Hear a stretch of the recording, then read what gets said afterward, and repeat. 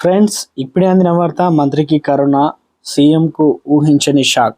ఆ విషయాలన్నీ తెలుసుకునే ముందు వీడియోను పూర్తిగా చూడండి, అప్పుడే మీకు పూర్తిగా అర్థమవుతుంది. అదేవిధంగా చాలా మంది సబ్స్క్రైబ్ చేసుకోకుండా వీడియోని చూస్తున్నారని, దయచేసి సబ్స్క్రైబ్ చేసుకోండి. సబ్స్క్రైబ్ చేసుకున్నట్లయితే నేను చేసే ప్రతి వీడియో అప్డేట్ నోటిఫికేషన్ రూపంలో వస్తుంది. అదేవిధంగా లైక్ చేయడం మర్చిపోతున్నారు, దయచేసి లైక్ చేయండి. లైక్ చేయడం వల్ల ఇటువంటి ఇంపార్టెంట్ ఇన్ఫర్మేషన్ చాలా మందికి రీచ్ చేసిన వాళ్ళు అవుతాం.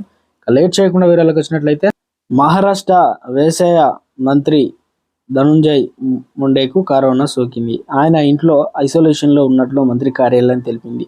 మంత్రికి సోకిన వేరియంట్ వివరాలు మాత్రం వెల్లడించలేదు. అటు ముండే సిబ్బందిలో కొంతమంది అనారోగ్యం బారిన పడ్డారు.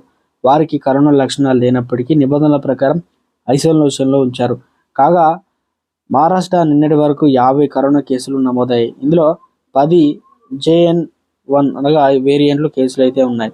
మొత్తానికి మహారాష్ట్ర మంత్రికి కరోనా సోకింది.